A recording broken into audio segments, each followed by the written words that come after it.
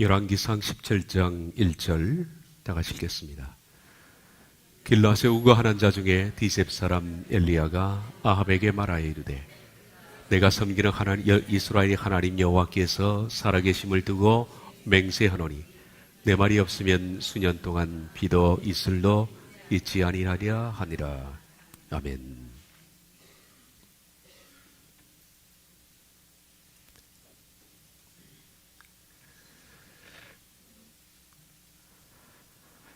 지난 수요일 오후부터 목요일 아침까지 제가 겪은 두려운 경험은 마치 공포 영화를 보는 것보다 더한 것이었습니다. 그래서 여러분에게는 별 느낌이 없을 수도 있습니다. 그러나 제게는 아주 두려운 경험이었습니다. 며칠 전 경험이었습니다. 이런 유사한 경험은 제가 이전에도 몇 번 경험을 한 적이 있지만은 비교되지 않는 훨씬 강력한 경험을 하게 됐습니다. 저는 애초 50번 내지 60번 정도의 구원에 대한 설교의 계획을 세웠습니다. 설교자가 설교의 계획을 세울 때는 먼저 전체를 계획합니다.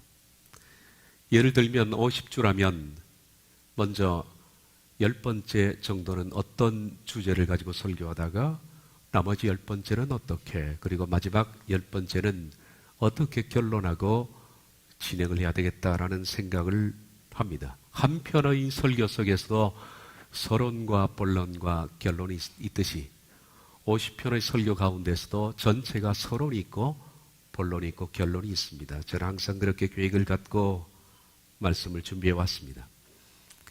그런데 총 한 60번 정도 계획된 구원에 대한 설교가 24번, 24주, 그러니까 아직 반 한 점도 돌지를 못했습니다. 지금까지 구원의 상실, 그리고 두렵고 떨림, 그리고 전쟁에 대한 것은 지난주 첫 번째 문을 열었습니다. 이렇게 전쟁하라는 것이죠.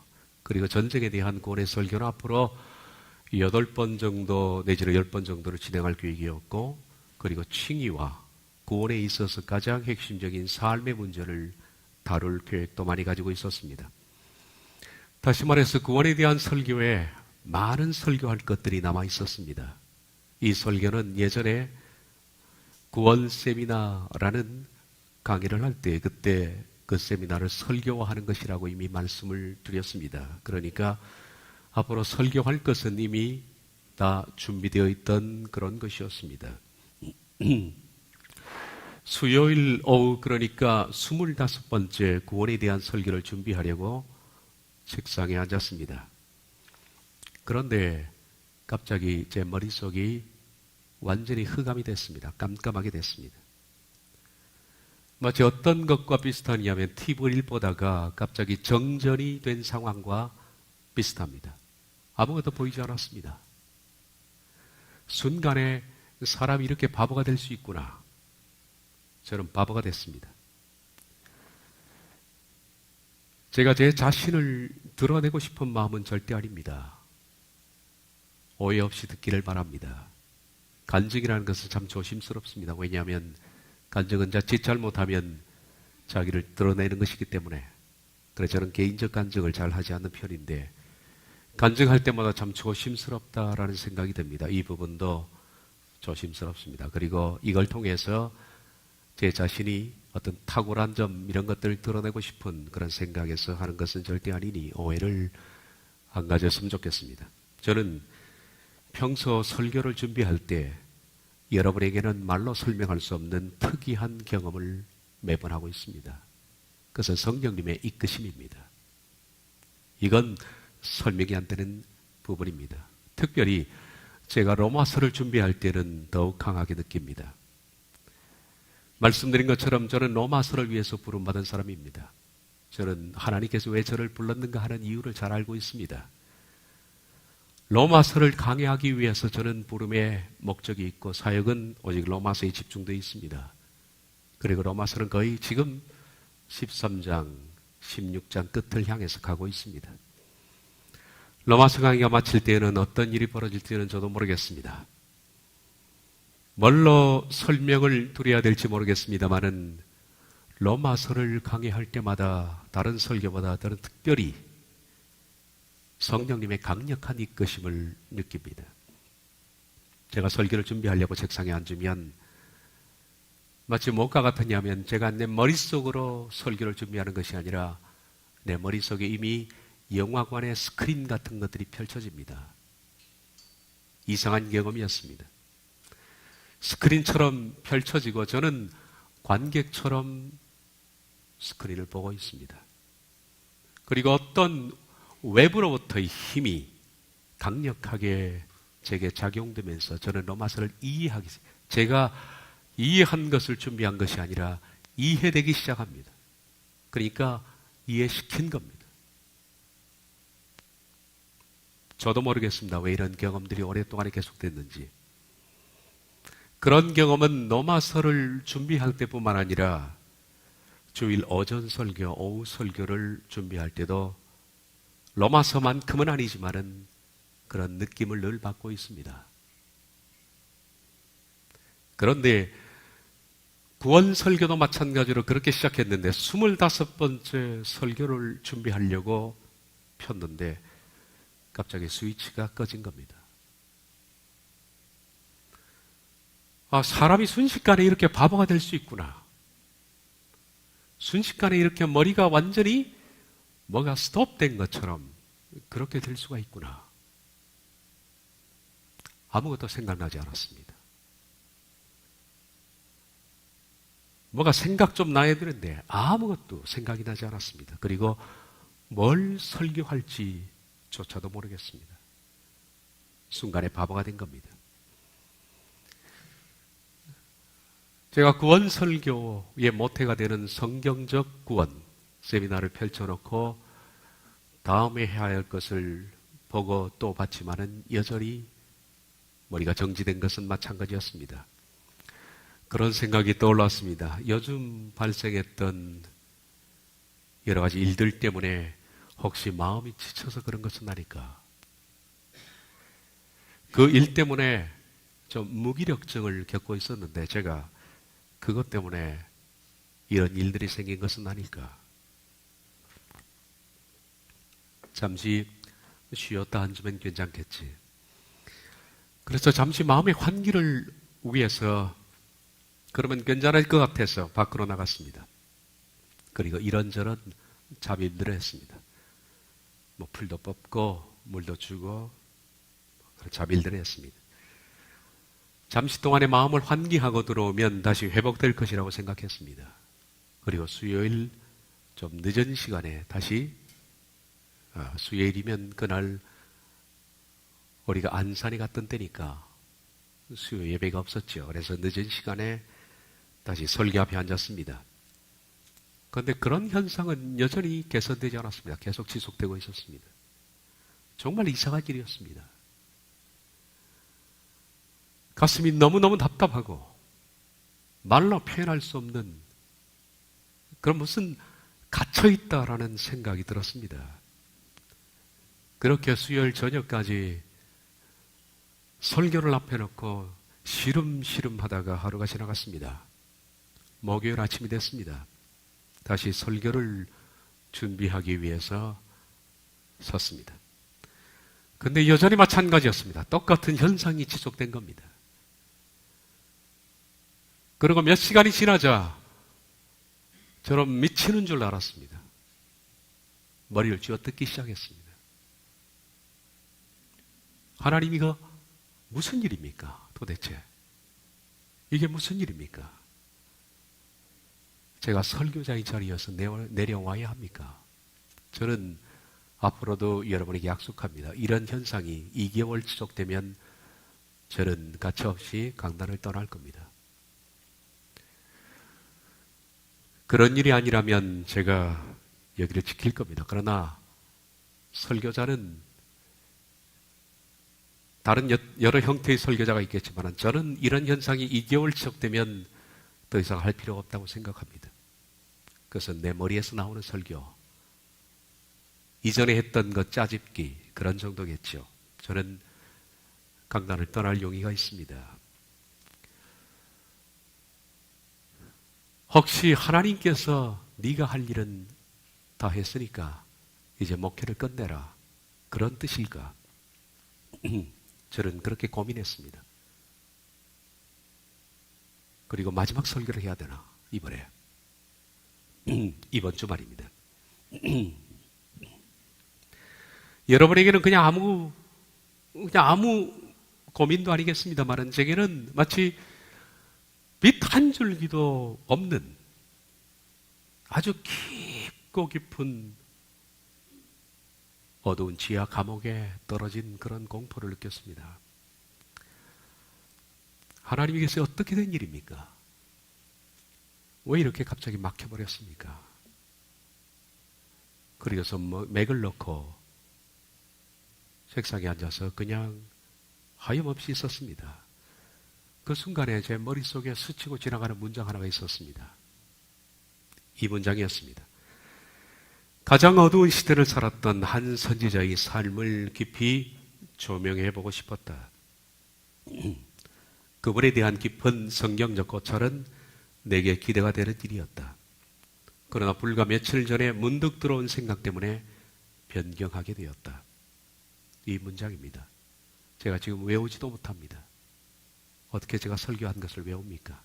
근데 토시 하나 틀리지 않게 문장이 머릿속에 스쳐 지나갔습니다.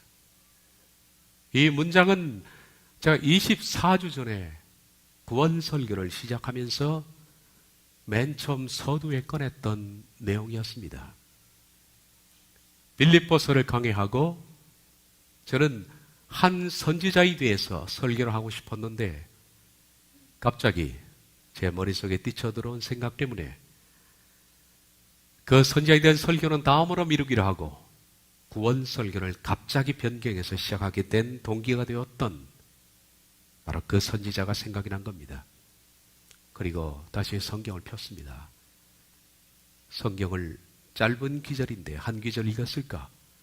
마음이 뜨거워지기 시작하면서 제가 그 선지자에 대해서 설교할 때 전체를 조망하는 주제를 이렇게 정했거든요. 디셉 촌놈 엘리야입니다. 디셉 촌놈 엘리야.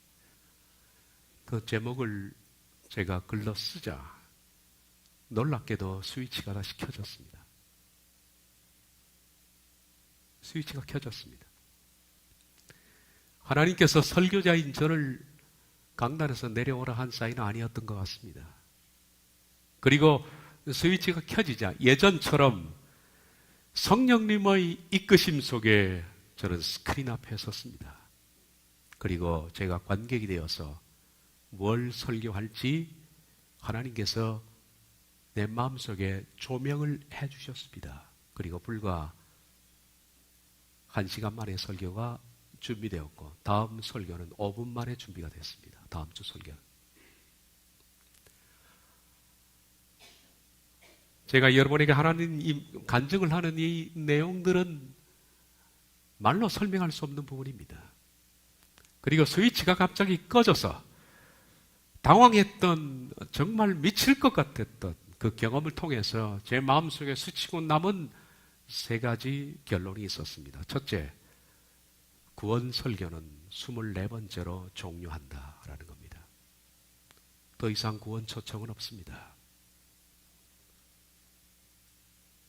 이것이 우리 교회를 향한 하나님의 말씀인지 아니면 유튜브를 통해서 전 세계를 향한 하나님의 말씀인지는 저도 모르겠습니다. 제가 이해한 것은 이까지입니다. 더 이상 초청하지 않겠다라는 겁니다.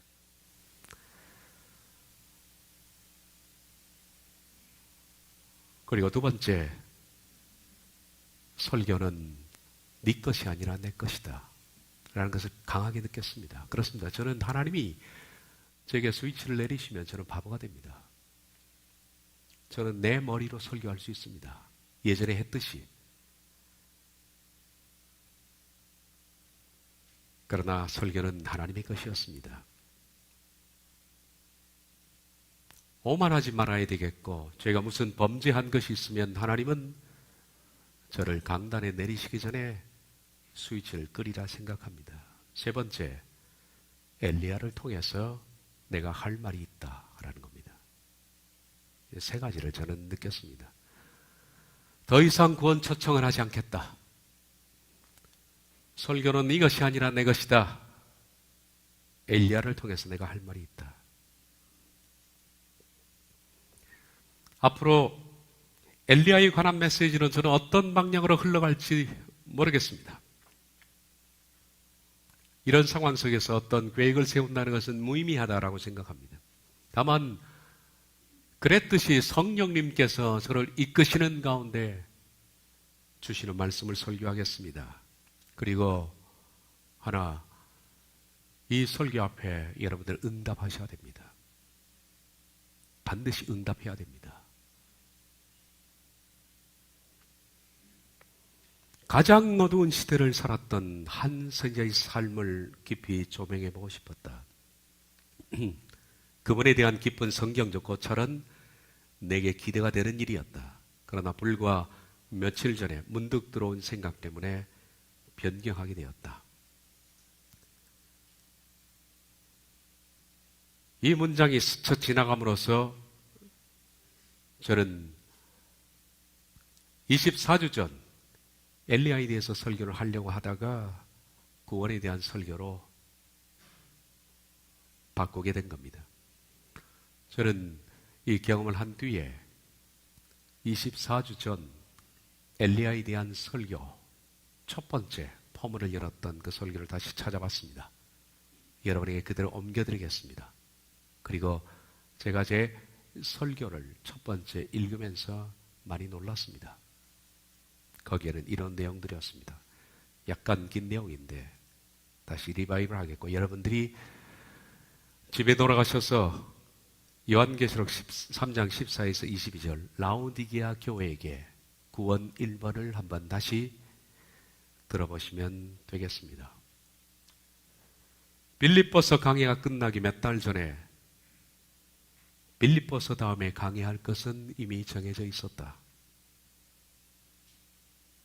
27주간의 빌립보서를 마치면서 저는 다음 강의에 대한 설렘과 기대감으로 감정이 좀 고조되어 있었다. 가장 어두운 시대를 살았던 한 선지자의 삶을 깊이 조명해보고 싶었는데 그분에 대한 깊은 성경적 고찰은 내게 기대가 되는 일이었다. 그러나 불과 며칠 전에 문득 들어온 생각 때문에 변경하게 되었다. 참 두려운 생각이었다. 그것은 마지막 시대를 살아가겠다고, 그리고 좁은 구원의 길을 걷겠다고 모인 우리들에게서 발견되는 나태함에 대해 제 마음에 울려오는 주님의 책망이었다. 좁은 길을 걷는다는 너희들은 번영주의보다 더 못하다.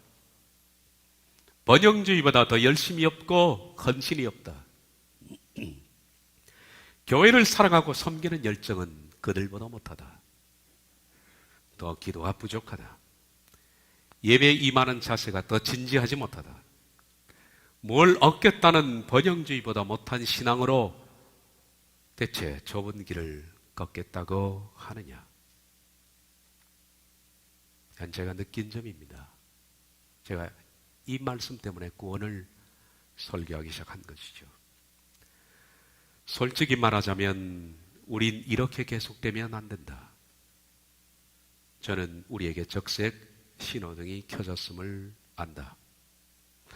아직도 칼빈주의와 번영주의 그리고 은사주의에서 벗어나지 못한 동기 목사들을 만나면 자랑삼아 자신의 교회에 대해 얘기할 때 제가 느끼는 감정은 두 가지다. 하나는 그들이 참 측은하다는 것이며 다른 하나는 우리가 참 측은하다는 것이다. 그들이 측은하다는 것은 복음에 어둡기 때문이며 우리가 측은하다는 것은 우리의 열심과 헌신이 그들 교인들보다 못하기 때문이다. 참 이상한, 그리고 이해가 안 가는 묘한 느낌이다. 바른 복음을 발견했다고 자부하는 우리에게 왜 열심과 헌신이 그들보다 못하고 식은 것일까? 제가 그 동기 목사들이 부러워서 하는 말이 아니다. 제가 여러분들에게 어떤 섬김이나 존경을 구하는 마음에서 말하는 것이 절대 아니다. 목사를 섬겨달라는 뜻에서 하는 말이 아니다. 교회 재정이 부족해 더 많은 연보를 내달라는 말도 아니다. 제가 원하는 것은 교회 재정이 늘어나는 것도 아니다. 동기 목사들처럼 큰 교회당도 제게는 한중에 없다. 제가 동기 목사들의 얘기를 들으면서 쓸쓸히 하는 것은 번영주의를 추구하는, 그래서 기도하고 섬겨서 복을 받고자 하는 이들이 가지고 있는 그 열심보다 구원받았다고 확신하는, 그리고 신앙생활을 즐기는 사람들이 하는 그 교회 생활보다, 방언 기도와 은사를 받기 위해 분주한 이들의 열심보다 더 못한 열심으로 좁은 길을 걷고 있다고 믿고 있는 우리들 때문이다. 좁은 길을 발견했다면 더 바로 서야 하지 않는가? 좁은 길을 걷는다면 더 열정적이어야 하지 않는가? 좁은 길을 걷는다면 더 헌신적이어야 하지 않는가? 좁은 길을 걷는다면 더 섬겨야 하지 않는가? 진리를 따르는 사람들은 더 간절하고 더 열정적이고 더 헌신적이어야 맞다. 그런데 진리를 발견한 후 지금 우리들의 신앙을 돌아봐라. 예전보다 더 나은가? 예전보다 더 열심히 있는가? 예전보다 지금 더 섬김과 헌신이 있는가? 우린 지금 바로 길을 걷고 있는 것일까 대체? 우린 진리를 발견했다고 하면서 왜 열정은 더 식었을까? 우린 진리를 발견했다고 하면서 왜 섬김과 자원하는 마음과 봉사와 헌신은 더 줄어들었을까? 진리 안에서 하나님을 바로 발견했다면, 그래서 좁은 길을 걷는다면, 그래서 천성을 사모하고 구원의 길을 간다면 우린 더 열정적이어야 맞다. 이미 구원받았다고 하는 칼빈주의보다 더, 자기와 자기 자손이 복을 받겠다고 하는 번영주의보다 더, 신비한 것을 추구하는 은사주의보다 더, 그들보다 못한 열정을 어떻게 고난의 길을 걷는다고 하겠는가? 솔직히 말하면 우린 라오디게아 교회를 많이 닮아가고 있다. 라오디케이아는 민중을 의미하는 라오스와 통치, 정의를 뜻하는 디케의 합성어다. 그래서 라오디케이아는 민중이 통치하다, 민중이 정의다 라는 뜻이다. 라오디게아 교회의 성격을 잘 말해주는 단어다. 라오디게아는 다른 지역과는 달리 민중의 힘이 강했던 것으로 생각된다. 정치적 지도자의 명령에 따르지 않고 민중의 민의를 따르는 지역이었음을 알 수 있다. 이런 토양에서 교회가 형성되었다. 그래서 그랬을까? 교회 역시 자신의 소견에 옳은 사람들로 가득 찼다. 많은 부분 이 시대의 교회와 우리의 교회는 닮았다. 라오디게와 우리의 교회는 닮았다. 교회에서 지도자에게 맹종하는 것도 큰 패단이지만은 지도자를 존경하지 않고 따르지 않는 것도 마찬가지로 큰 패단이다. 사탄은 두 가지 극단적 상황으로 공동체를 무너뜨린다. 하나는 지도자의 절대화며 또 하나는 지도자의 무력화다. 목사를 절대화해서 세습이나 부정, 불륜까지도 복종하는 맹종자들이 있는가 하면 어떤 교회는 목사를 무력화하기도 한다. 이 두 극단, 곧 목사를 맹종하거나 목사에 대한 존경심을 잃으면 사탄은 손쉽게 교회를 장악할 수 있다. 이것이 24주 전 구원 설교를 하면서 첫 번째 제가 들려드렸던 설교입니다. 라오디게아 교회에 대한 설교입니다. 저는 이 설교를 다시 펴놓고 보니까 이 설교 속에 주님의 예언적 음성이 스며들어 있다라는 사실을 발견했습니다. 그렇습니다. 이 속에는 예언적 음성이 스며들어 있었습니다. 저도 몰랐고 여러분도 몰랐습니다.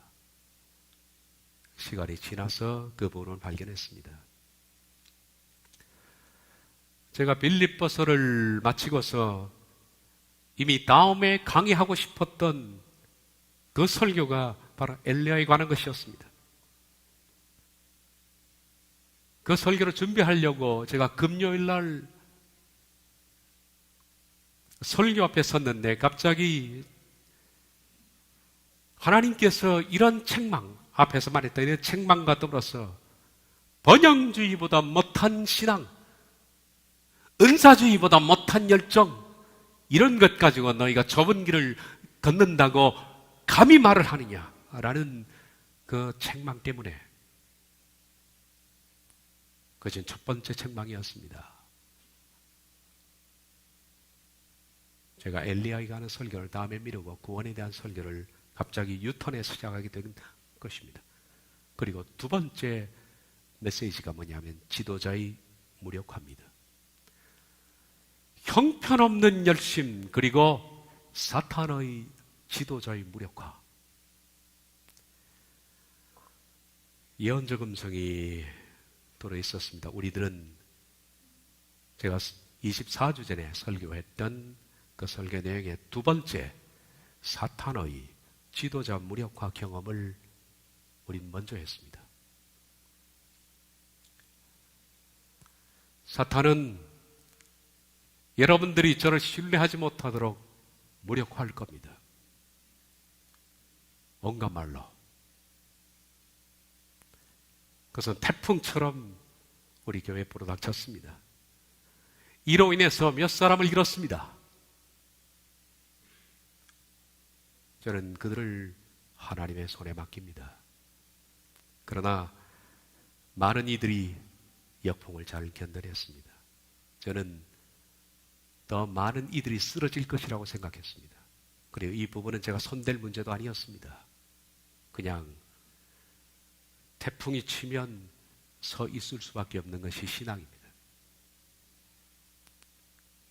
하나님께서 여러분들을 한번 흔들어 보신 것도 됩니다.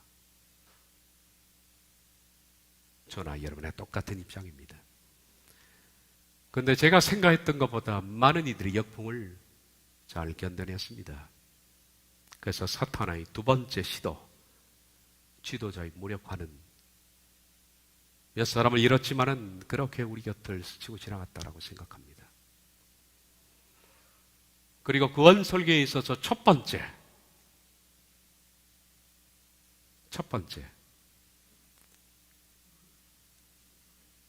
열정 말입니다. 구원 설교가 24번째로 마감되면서 갑자기 저는 말씀드린 것처럼 하나님께서 더 이상 설교자로서 저를 쓰지 않나라고 생각을 했습니다. 만약에 목요일까지 지속이 됐는데 제가 토요일까지 설교를 준비할 때 그 상황이 계속됐으면 이번 주가 여러분에게 제 사임 설교가 될 뻔했습니다. 저는 내려와야 합니다. 그런 상태에서 이 자리에 있을 필요가 없습니다.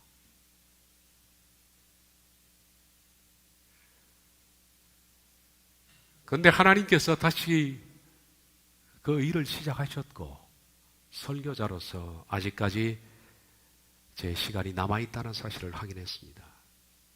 그리고 더 이상 구원에 대한 초청은 않겠다라는 겁니다. 그건 여러분이 받아야 할 말씀인 것 같습니다. 그리고 첫 번째, 제가 설교했던 24전의 것처럼 열정을 회복하라. 그것이 엘리야를 통해서 앞으로 진행될 이 설교를 통해서 제가 몇 번을 설교할지도 모르겠습니다. 계획을 거뒀습니다. 10번이 될지 20번이 될지 50번이 될지 모르겠습니다만은 엘리야를 통해서 하나님께서 엘리야를 다시 스위치를 끌 때까지 이 설교에서 여러분에게 하나님 원하시는 것은 열정을 회복하라 라는 겁니다. 구원에 대한 초청은 하지 않겠다. 이제는 마지막으로 열정을 회복하라. 저는 그 메시지로 받아들였습니다.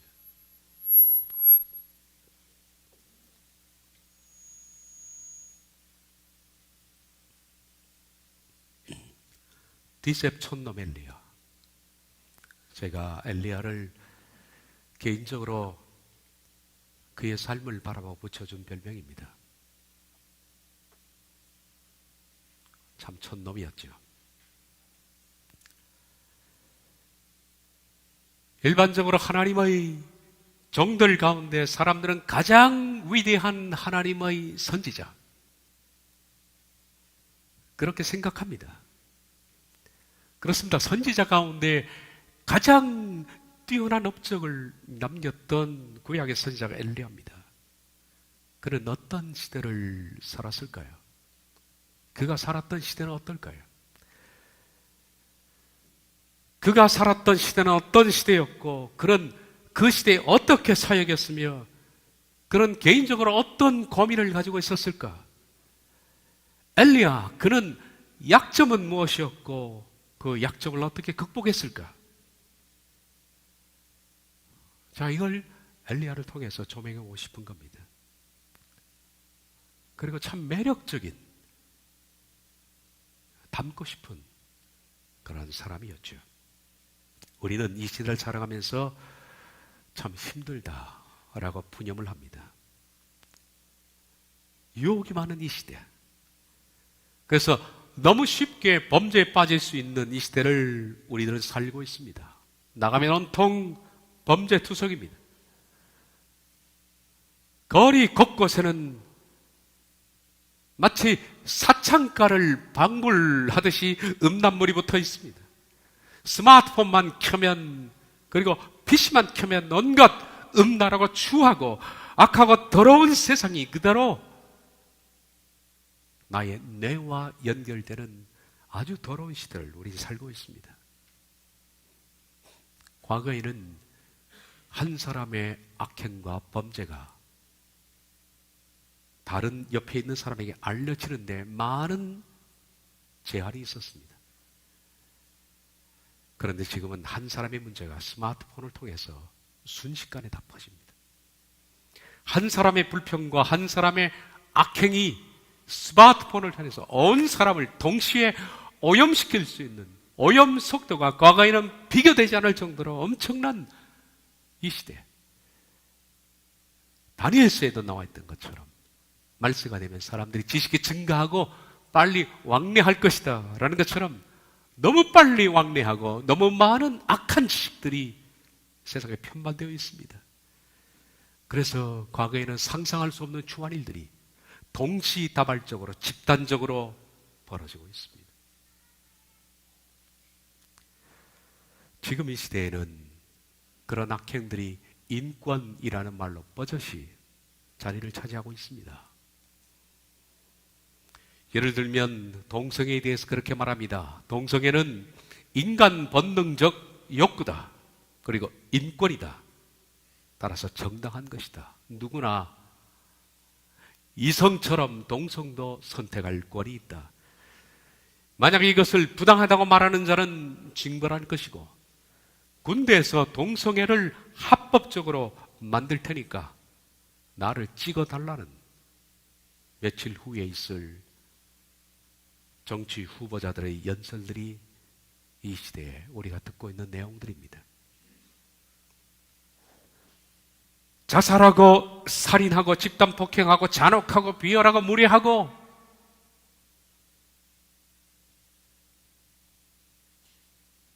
이런 모든 매체를 통해서 사람들은 너무나 악에 쉽게 젖어 들어가고 있고, 쉽게 악을 공유하고 있고, 쉽게 악한 사람들에게 너무 쉽게 넘어갈 수 있는 이런 시대를 우리가 살고 있습니다. 우리가 말세를 살아가고 있다는 것은 확실한 것 같습니다. 우리들은 이 시대를 고민하면서 우리 아이들에 대해서 깊이 고민합니다. 이 쓰레기장 같은 세상에 우리 아이들을 집어던져서 거기서 성공적 인생을 살라고 말하는 것이 얼마나 모순덩어리인가. 우리는 우리 아이들이 이 사창가 같은 세상에서 뭘 성공할 것을 기대하고 있을까요? 우리의 아이들이 쓰레기더미에서 숙명의 쟁취물을 집어들기를 많은 사람들은 바라고 있습니다. 그러면 그들이 집어든 것은 뭘까요? 그 아이들이 쓰레기장에서 집어올린 승리의 쟁취물은 뭘까요? 우리들은 아침 일찍 아이들에게 도시락을 챙겨주면서 이 쓰레기장으로 밀어넣고 있습니다. 열심히 공부하고 열심히 뛰어서 승리하라고. 그리고 심지어 기도까지 해주고 있습니다. 하나님이 도와달라고. 과연 우린 바르게 살고 있을까요? 우리 생각은 올바를까요? 위대한 하나님의 사람 엘리야는 가장 역사상 악한 아합과 이세벨이 통치하는 시대에, 어두운 시대에 존재했던 선지자입니다. 그는 그 흑암 같은 시대를 어떤 마음을 가지고 바라봤을까? 그는 무엇을 고민했고, 그리고 어떻게 시대를 이겨냈을까요? 그의 컴플렉스는 무엇이고, 그는 무엇을 이겨냈을까요? 우린 그를 통해서 이걸 배워보고 싶은 겁니다. 그리고 내린 결론은 그는 촌놈이었지만 불같이 살아간 사람이었다. 제가 엘리야를 보면서 내린 결론입니다. 그리고 이것이 전체 앞으로 설교의 맥락이 될 겁니다. 그는 촌놈이었지만 그 시대를 불같이 살아간 사람이었다.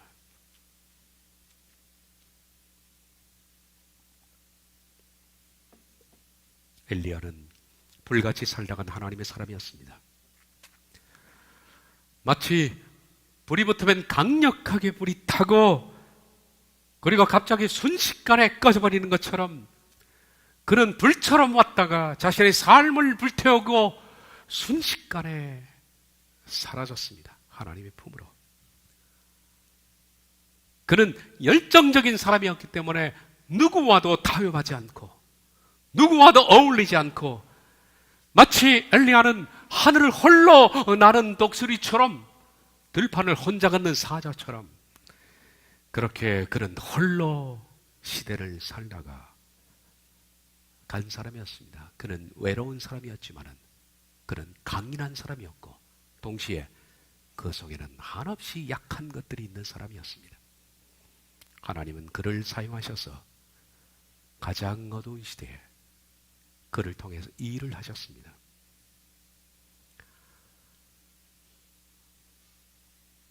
서두에 말씀드린 것처럼 하나님은 이제 여러분에게 요구하는 마지막 부분입니다. 회개 초청, 구원 초청은 하지 않겠다. 저는 이 말이 참 두려웠습니다. 이제는 이 부분에 있어서 문이 닫혀간다라고 생각합니다. 아니, 닫혔을지도 모르겠죠. 이제 하나님께서 두 번째 말씀합니다. 열정을 회복해라. 그리고 엘리야의 삶을 통해서 하나님의 사람으로 세워지기를 바란다. 들을 귀 있는 사람은 듣기를 바랍니다. 기도하겠습니다.